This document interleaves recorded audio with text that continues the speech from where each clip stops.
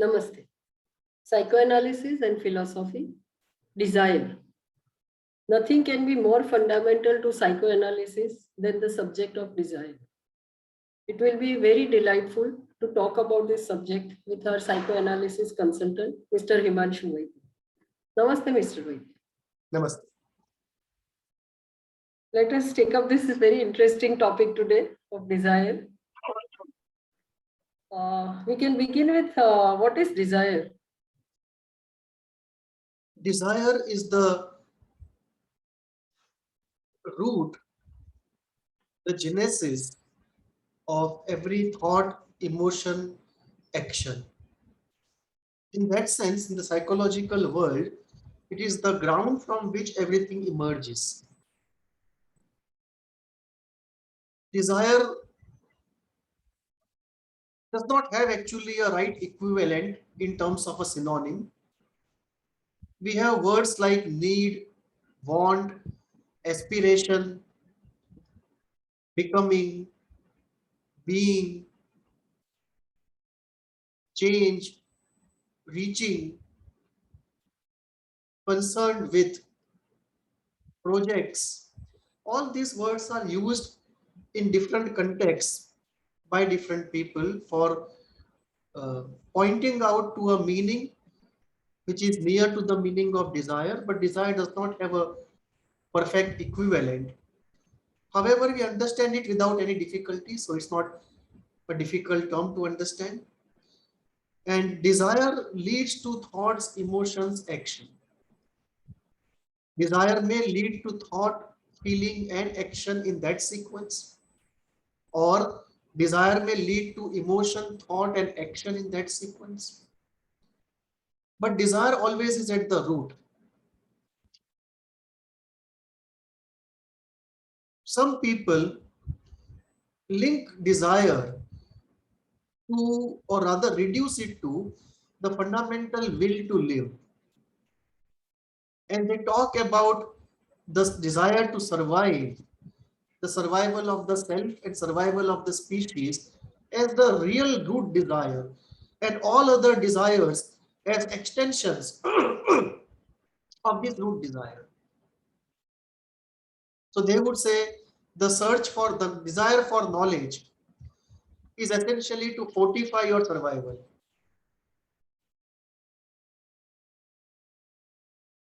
And any pleasure activity actually reinforces our will to live and not to die. So they put desire, they understand desire fundamentally as a desire which is related to survival of self and species, a very biological version of desire, and all other desires are transformations or emanations from that root desire. There's another way of looking at it, and that is to look at it as a lack. That because we lack something, there is a desire. If there was no lack, there would not be any desire. And this incompleteness or the lack is used in modern context by Lacanian school, and in ancient context many others also have used this concept, that essentially because we are incomplete, there is a movement outwards to get something that we want. And therefore, desire there is the manifestation of lack. That because there is lack, there is desire. Some people will turn it around to say, because there is desire, a lack is recognized at the first place. And the third way of understanding desire is to understand it from a spiritual point of view, where desire is said to be at the root of the whole manifestation. So, because the primary force in nature, the primary creative force or God, whatever side you are on, because that entity had a desire, universe came into being. And there is a program of the universe which is according to those desires. And therefore, desire is not only human, it is also suprahuman. And then we have manifestation of desires in animals, in plants, and then we also have manifestation of desire in human beings.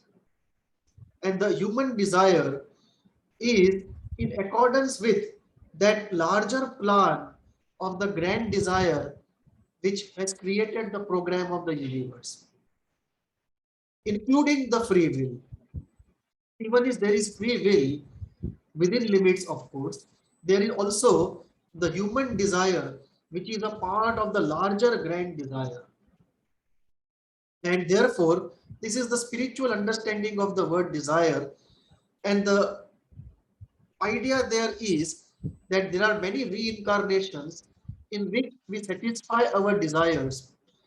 And through those experiences of satisfaction and frustration, essence of those experiences is drawn. And it is that essence which the soul uses for its own growth. And when the growth reaches a particular stage, the soul is able to switch off the desires. And with the switching off or transcendence or mastery of the desires, the soul is freed from reincarnation. And that leads to what is called as mukti or liberation in the Eastern sense. So this is a different way of approaching desire. So these are different ways of looking at it: a psychoanalytic way, a philosophical way, a traditional way, and a spiritual way.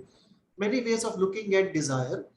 It is uh, something that we have every moment, or at least very frequently, many times in an hour. And yet we are not very clear about what it is, how it operates. Heidegger used to say, it is too near to be found. And desire is one such entity which fits in that description. It is too near to be found. What is infinite of desire? The infinity of desire leads us to the nature of desire.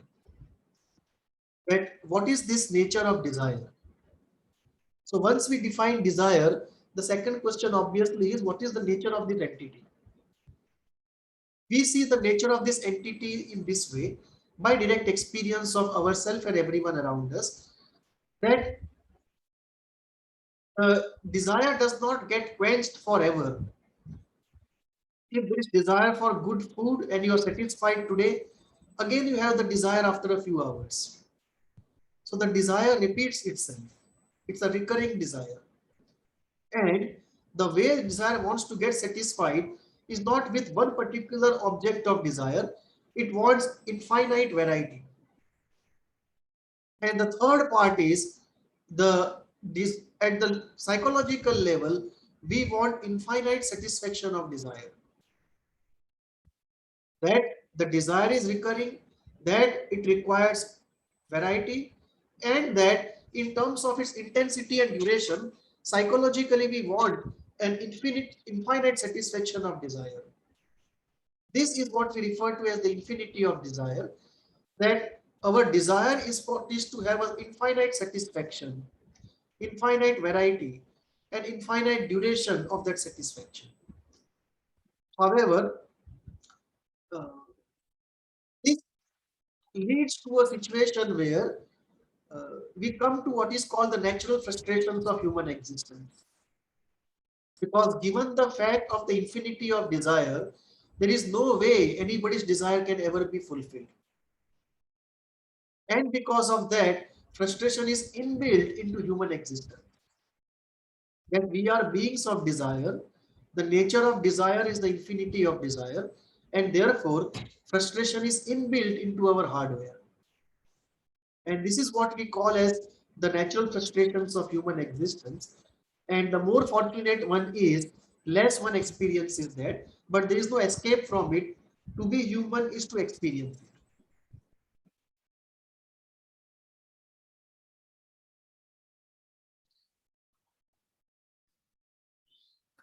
Are there different types of desires? And if Uh, so, then Can you tell us about them? Yes.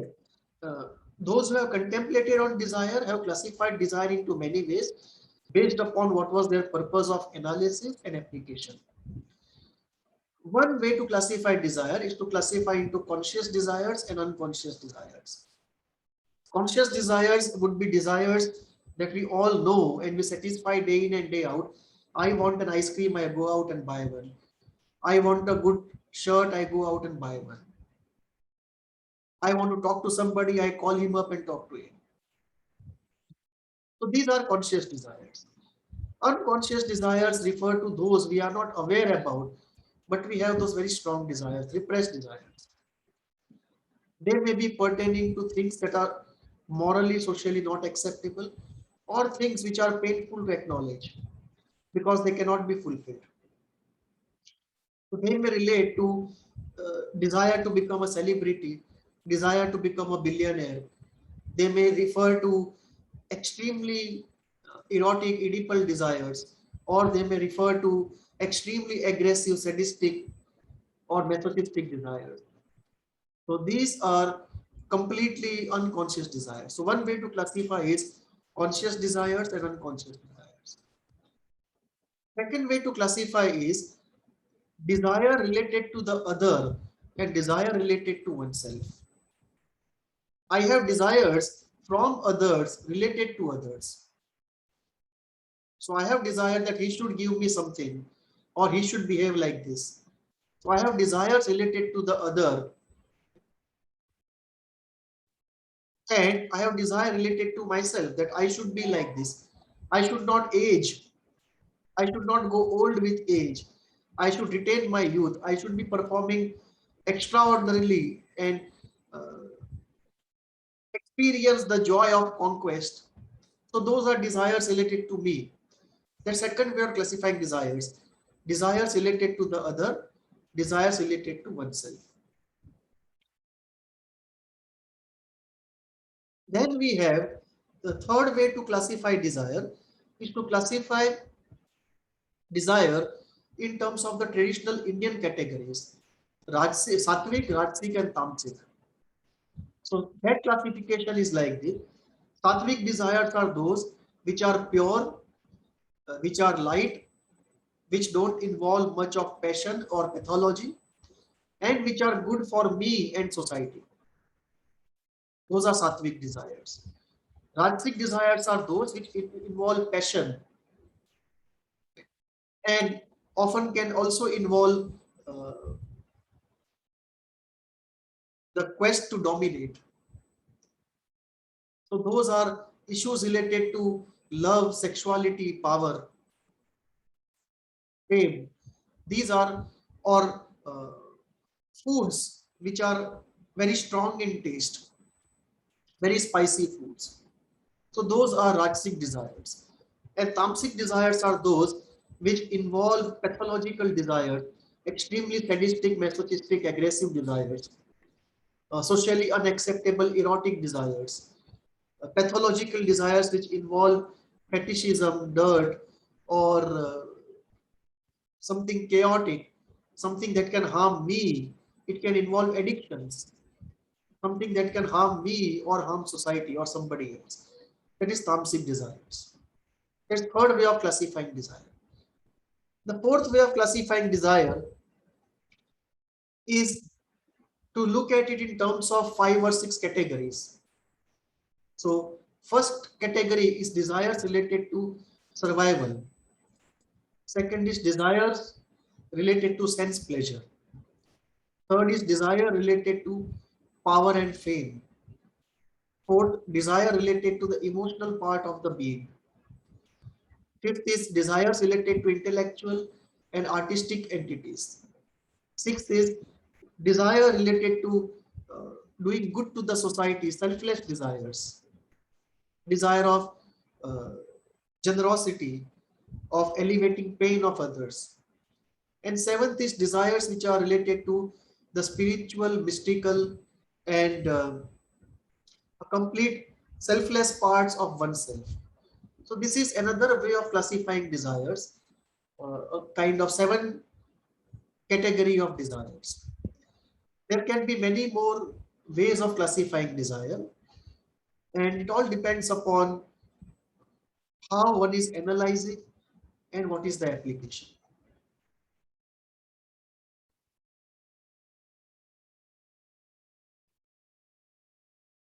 Is a desire related conflict built into our hardware? Yes, it is, because the nature of desire is the infinity of desire. And given the reality around us, there is no way the infinity of desire can be satisfied. And this leads to a natural frustration of human existence. So this is one part of it. Second part of it is inside. Like this is the part outside. The inside part is the body wants homeostasis and the mind wants ceaseless excitation. So there is a built-in conflict between the mind and the body. The body does not want and cannot tolerate the intense emotions or the intense satisfactions of desire that our mind wants. So we want intensity and the body wants composure, relaxation, homeostasis. And therefore, between the desire of mind and body, there is a conflict. Between our desire and the nature of reality outside, there is a conflict. And these two together create a situation where frustration of desire and the conflict related to desire is inbuilt into our hardware and in the very nature of the human condition on earth.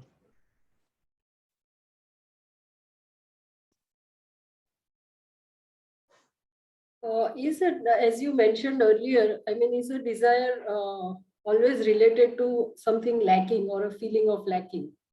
As you said that Lacan has specifically focused on this aspect.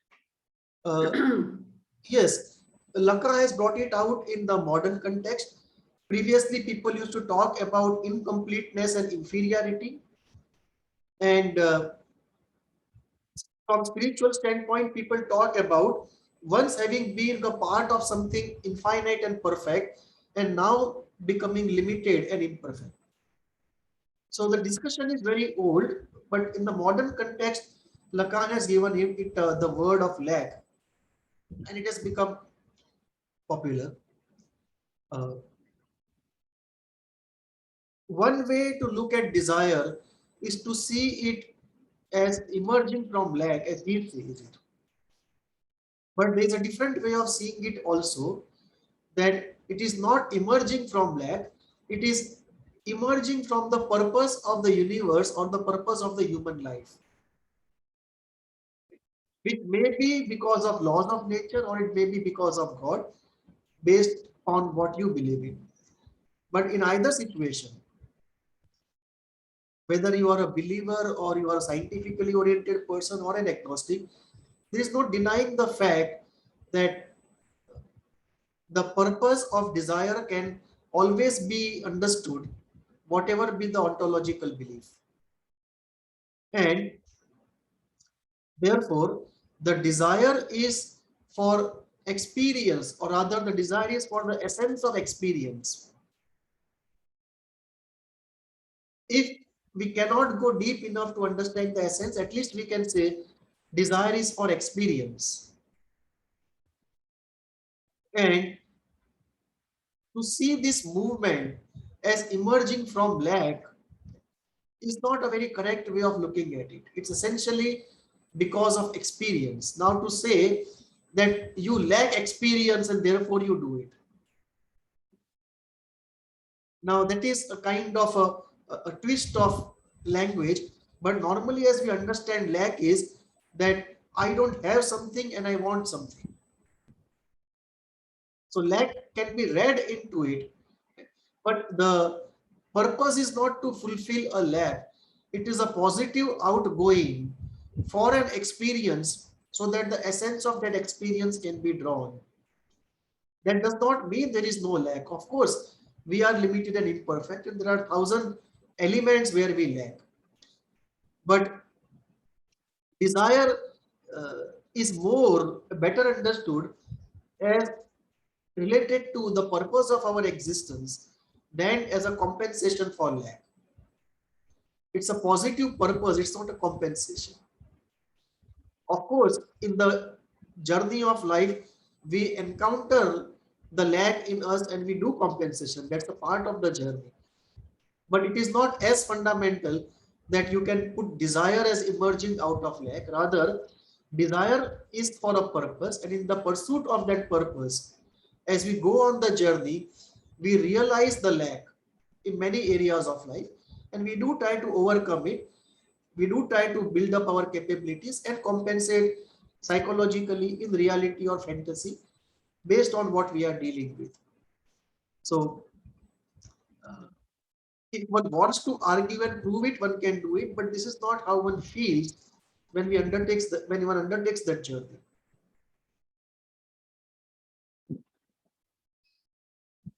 Desire is like, as you said earlier, it's at the root of our existence. And there is kind of infinite nature to it, desire. So in that sense, like, does satisfaction of desire lead to its increase or its reduction? This is a complicated question and a contextual question and a hotly debated question in spirituality. And also in psychotherapy, when we talk about addiction, that there are two schools. One school that believes that desire is such an entity. The more you satisfy, the more its hunger grows. And there is no end to it. And there is another way of looking at it, which is to say that in certain conditions, if you experience satisfaction, it reduces the overall power of desire. And that may be the road to the mastery of desire. And in spirituality, essentially, the debate is very strong about what to do with desire. Should we satisfy it or should we just give it up and try to suppress it, repress it, or be away from it? So, overcoming desire by satisfaction and overcoming desire by non-satisfaction, these are very two important ways in spirituality. If we look at the many of the schools, they talk about renunciation, and they essentially are talking about uh, mastery over desire by giving up desire as far as one can do it. Whereas there is another school which talks about uh, a conscious experience of desire in a state of high awareness with an intent of mastery, and they uh, believe, and some of them have realized this also, that in certain states of mind, if you experience desire, it actually helps to the partial annihilation of desire. Not complete, but partial. So that also is a road to freedom from desire. So it depends upon whether or not you can go into that state of mind with high awareness and an intention to transform oneself, or you cannot get into that state of mind. If in a normal state of mind you satisfy the desire, by and large it fortifies itself. And in more cases than not, it strengthens itself and you are more in the grip of desire. But if you can get into that state of change, of high awareness, sincere intention to change, and a capacity to observe oneself while the experience is happening, in that case, the experience, satisfaction, that experience of satisfaction of desire becomes an occasion for transformation. So when we look at the school of Tantra, the liberation through experience is the path chosen. When we look at the traditional schools, renunciation is the path chosen. And they do so because the path of liberation through experience is a dangerous path. Many people can just uh, delude themselves that they are doing something spiritual and easily get into the grip of the addiction of desire. So this is how the The path of experience is rare in terms of schools who are following that, and the path of renunciation is very common, but both ways it works. In certain cases, as we discussed, satisfaction of desire can strengthen the desire. In certain cases, it can weaken the desire or even help us master the desire. UG Krishnamurti talks of movements of thought. Or does it also include movement of desire?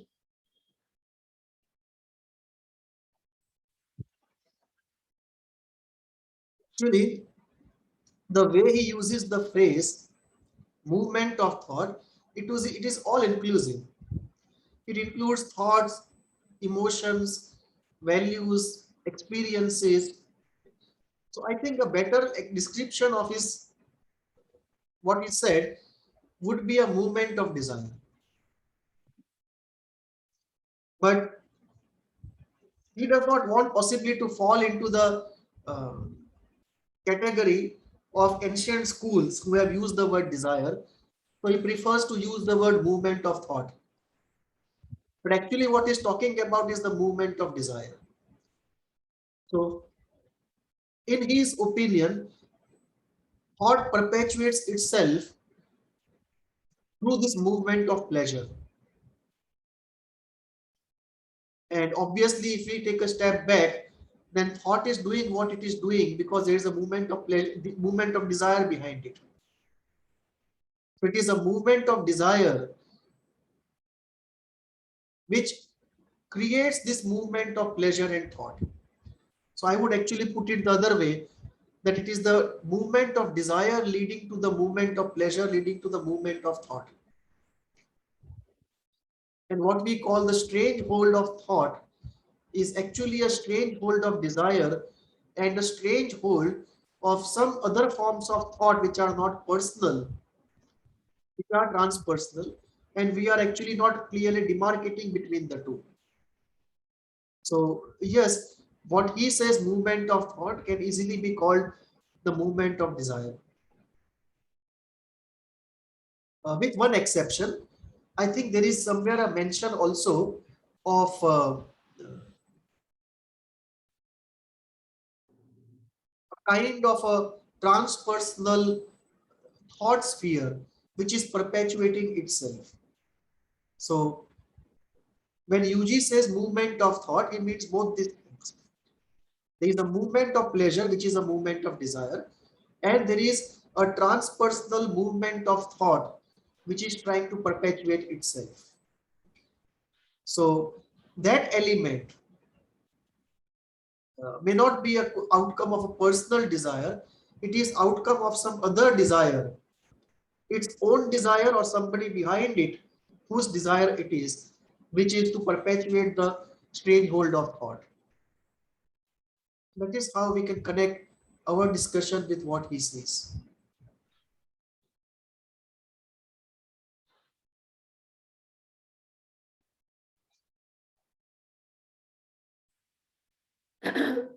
Does desire lead to pathology? Yes, very much so, because desire, given its nature of infinity, cannot be satisfied. And when it is not satisfied to a very great extent, it crosses a limit. It goes beyond the capacity of a person to bear the frustration, and that results in pathology. In fact, there are many schools in psychoanalysis which are called the drive school, where they essentially focus upon the strength of the desire and the frustration of desire as one of the root causes of pathology. And this is very important because it's very easy to understand that behind every pathology is some sort of frustration or non-expression, and that is related to desire in some way or the other. So yes, desire can lead to pathology, and we can see it in many cases. In cases of neurosis and anxiety, it is the frustration of desire. It can be Oedipal desire, it can be desire of aggression of the split open, which cannot be satisfied in the real world. It can be normal desires of success, which cannot be satisfied in the real world. And that frustration leads to pathology because desire can neither be satisfied nor be given up, given such a strong nature of it.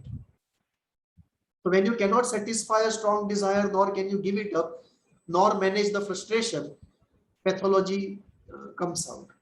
And in some cases, where desire is satisfied on the surface, you still have the pathology of addiction. That in addiction and perversion, desire is satisfied on the surface, but in the inner world, certain desires are not satisfied. And we are trying to manage that non-satisfaction of deep-rooted inner desires through satisfaction of outer desires in addiction and perversion. So obviously desire is at the center stage of pathology and a cause of it directly or indirectly. You mentioned this last thing that like there are on the surface desires of addictions or perversions are satisfied, but underlying the deeper desires are not, so the person is in a pathological state. Yes. So can you include indulgence in that? I mean, a person indulges into something. Yes. In terms of satisfying his or her outer desires. Yeah. So when we look at the three I's, inertia, indulgence, and indolence, all the three are close to each other but different from each other, and they give different kind of satisfaction. So all the three are addictive in their nature, and all the three come from certain desires, satisfied or not satisfied, deeply in the psyche. So at the depths of the psyche, there are some desires, deeply satisfied or not satisfied, which result ultimately in the outer inertia, indolence, and indulgence.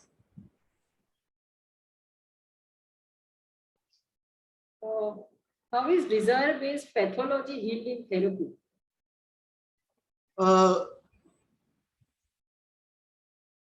Western psychotherapy essentially goes by the principle of reflecting, not acting.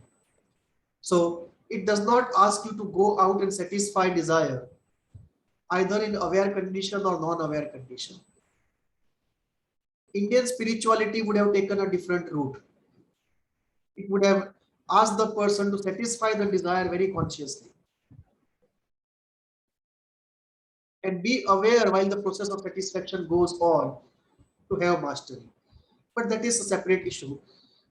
Coming back to the Western framework, there are two parts here. Desires which we refuse to acknowledge, but if we acknowledge can easily be satisfied. That is one category of desire. Second category of desire is desires we have, we acknowledge, we know, but we just don't do enough to satisfy them when we can easily satisfy them. And third, desires which cannot be satisfied, and they may be conscious or unconscious. So all the three have to be dealt with differently. First category, desires that we have, which can be easily satisfied, but for some reason we are not doing it. There we have to clear out the roadblocks and help the person see how he is frustrating himself when he can easily satisfy himself. So there we get into the analysis of roadblocks to pleasure, and there is an encouragement to the person to satisfy his desires which are natural and common and have that sense of satisfaction. The second part is desires which are strong but cannot be satisfied in reality, although they are very conscious. And there it comes to reality acceptance. Then we have to help the person accept the reality, that given the reality and morality, these desires cannot be satisfied. So one has to own up the entire frustration and pain and undergo the process of reality acceptance and mourning. And this mourning is very important. And this is very, very important when somebody comes at midlife or later, because then they have a long list of all desires which have not been satisfied and cannot be satisfied. And this requires a very large dose of reality acceptance and mourning, particularly after 40 when people come to therapy. And third is that category of desires which are completely unconscious, which at times the therapist can make out from other parts of the case history and the sessions, and at times nobody can make out. So there the whole effort is to make the unconscious conscious using all the tools of psychoanalysis we have, free association, dreams, art, and whatnot. And once the unconscious becomes conscious, then we go into whether it is something which can be satisfied or one has to go into reality acceptance. So these are the three different categories of situations where we use different schools of psychoanalysis, different tools to help the person overcome the difficulty of desire in various ways. And it expresses itself in very different ways in different people.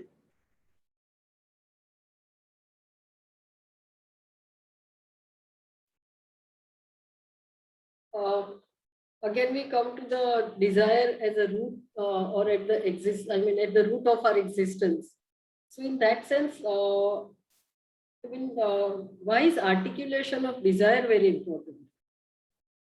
It is very important because uh, in psychotherapy situation, when we speak something in that quiet environment, amoral, non-judgmental, non-critical, all accepting positive environment, and we hear that thing, and then we can be silent for some time and we can absorb that silence, and we see that it is just accepted as it is, and nobody is there to criticize, modify, or advise, and we are able to speak out our heart, that itself has a healing power.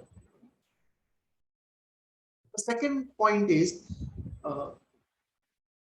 it is very therapeutic for us to overcome our inhibitions and fears and express the desire, because most of the time desire is held back, secretly kept inside of us because of the fear of the other. The other may be the family, maybe the society. The third is, as one expresses desire, it becomes conscious and one is able to deal with it with far more rationality and maturity. Fourth, something that is pre-conscious, faintly conscious, becomes completely conscious. Because once you speak it loudly and it goes in from this external ear, it has come from outside in a way, and it gets into the conscious mind very easily and very easy to process thereupon. Fourth, the fifth is, it allows us, particularly when you let loose and do the free association, it allows the unconscious to pour out. And this is very important because when we go into therapy, in the first part, we talk out our desires related to everyday life, which are by and large everyone's desires, plus and minus 10% give and take. The second part comes out when we reach the authentic self and we start expressing our authentic desires, which are extremely unique. The third part comes when we get into expressing something which was very, very unconscious, and we start the unconscious leaking out. And there all sorts of things come out. First, more neurotic things, then certain things which are almost psychotic, and lastly, we may be giving words to pre-verbal desires, pre-verbal events, or half-processed events. And that itself is very healing and very transformative to our psychological structure. So articulation of desire is very important. From an existential point of view, we must know what our desires are down to the bottom of our mind, as far as we can go. Once we know the desire, we can classify them into three. Those which can be satisfied completely, those which can be partially satisfied and those which cannot be satisfied. But once we are conscious of them, we can easily go into the satisfaction, the reality acceptance, and mourning, and a profound acceptance of life, and from there creating the good idea of life based upon our desires, morality, and reality. So, for self-healing and good living, articulation of desire is very important. In fact, uh, Laka used to give very high significance just to this thing, articulation of desire.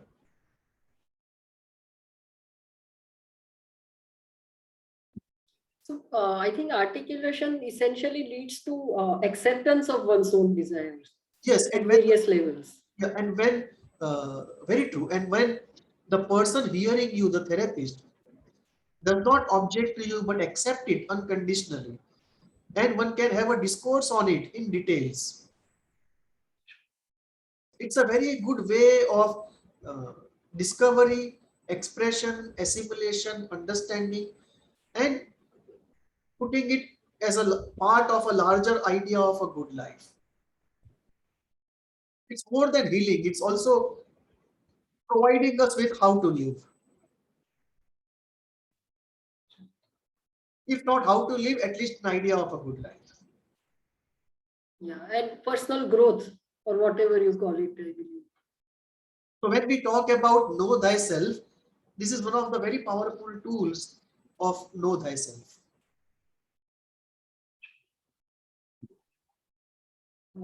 How do Buddha and Hinduism look at desire?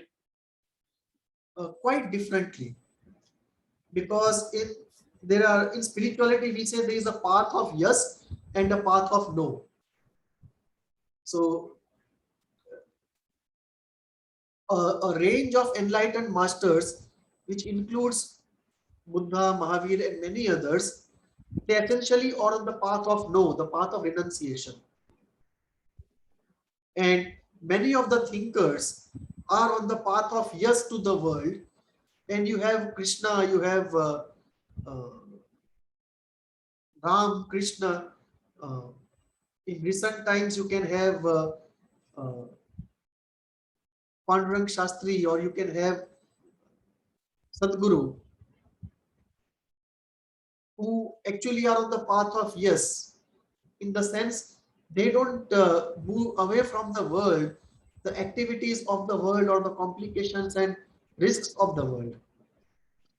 They don't see that engagement will get more karma, or satisfaction of desire will lead to more desire. They believe it is possible to be free from desire and yet do things, or at least be free from the strange hold of desire and do action.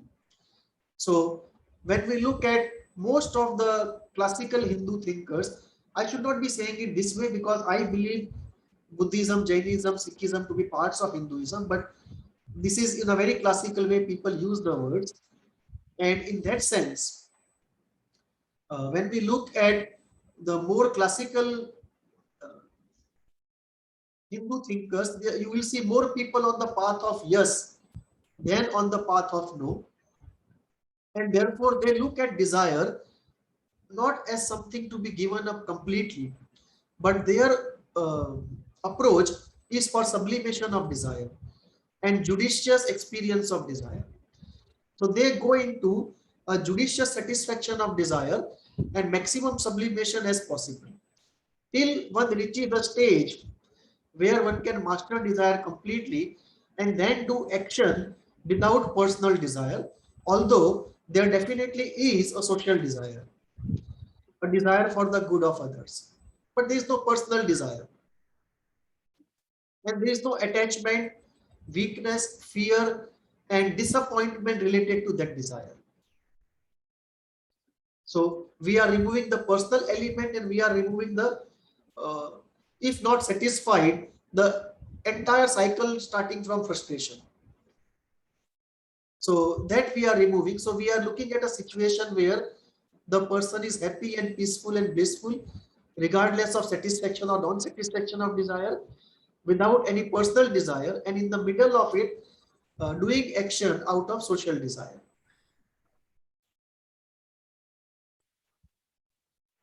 Does spirituality offer some valuable insights in this topic of desire? Very much so, because desire is central to them. Desire is central to spirituality. So, how to manage desire is one of the central questions they always grapple with, all schools grapple with. So, they first look at genesis of desire as being something that is suprahuman, that either the natural system or God had a desire to create the universe with a particular program of the universe, and therefore all the events are going on. And then they look at the desire of the individual, that the individual has to go through many births, reincarnations, to satisfy many of his desires, and then slowly come to a point where he can work upon mastery of desire. And after that, when he achieves the mastery, he is liberated, and then he has choice to take to the path of liberation and uh, sort of get away from this process of evolution or participate in evolution. And different people choose different approaches. So this is one thing related to the uh, genesis of desire. The second is sublimation of desire. It's very important in spirituality. One of the core roots of management is judicious control and sublimation. So the judicious control is one element, and sublimation, where possible, is second element of uh, dealing with desire on an everyday ongoing basis. And third is the overcoming of desire. And there are many routes followed in spirituality. One route is of experience, aware experience, that in a state of high awareness with an intention to self-transform, you go into experience for the purpose of mastering the need for that experience, satisfying desire to overcome desire. So this is one route in spirituality. The second is the intellectual route, to look at the futility of becoming. Becoming meaning you are at a stage A and you want to go at stage B. So in between the movement is there. And this movement is called, referred to by them as becoming. So Krishnamurty calls it the psychological time. The time between where I am and where I wish to be. If I don't have any goal where I wish to be, there is no psychological time, because there is nowhere to go, nothing to do. So the ending of the psychological time would be a mastery of desire. The second way of looking at it in a more intellectual way.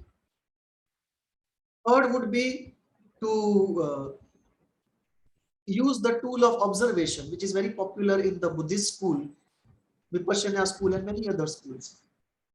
Just keep observing the way desire operates, and slowly understanding emerges. The futility comes out slowly. Satisfaction also quenches the thirst, and over a period of time, mastery happens. The fourth is the standard techniques of idle therapy, of energy healing, of mantra, of visualization, of rituals, of herbs, and all those mystical practices which may involve crystals and things of those types. So the traditional spiritual path on the in the Indian situation. And last is to surrender the desire to the force of nature or God, whatever one believes in, and work completely with intuition, with awareness. But that requires quite an expert guidance by somebody. It is not something which can be done in a do-it-yourself situation. So these are some of the areas where ways in which uh, spirituality engages with desire in terms of genesis, in terms of maintenance, and in terms of mastery and freedom. So just extending the question from here, that like desire is at the root of our existence, which is like accepted by spiritual masters or even therapists and everyone. Uh, the spiritual insights tell us a different way of looking at desires and dealing with desires. And when you talk of desires in psychoanalysis, it's a very different way of looking at it. Can there be some synthesis or a kind of incorporation of one into the other? Yes. In fact, spirituality and psychoanalysis both will get enriched and more comprehensive if they open up for synthesis. Unfortunately, they don't. And if they do, then let us say exploration and purification of unconscious desires, in which psychoanalysis is very good at, can be used by spiritual schools to clean up their own unconscious mind. Of course, they have their tools, but this can be one more approach which they can be using. Similarly, when we look at the tools for healing, what to do with frustrated desires or unconscious desires, psychoanalysis can also use the tools of spirituality, tools of energy healing, tools of idol therapy, tools of visualization and mantra. But these are areas where uh, empirical work has not been done, and that needs to be done because there is a gold mine full of uh, potential tools and insights which can help us in a very significant way to enhance our quality of life. But in a country like ours, I think maybe very experienced therapists or experienced spiritual masters could be doing this kind of a synthesis in a informal way. Yes, for example, if you look at Osho Rajneesh, if you look at his meditation techniques, these meditation techniques are a very good blend of East and West because he has used insights from the Western psychotherapy and Eastern psychotherapy to create his meditations, which are both active and passive, individual and social.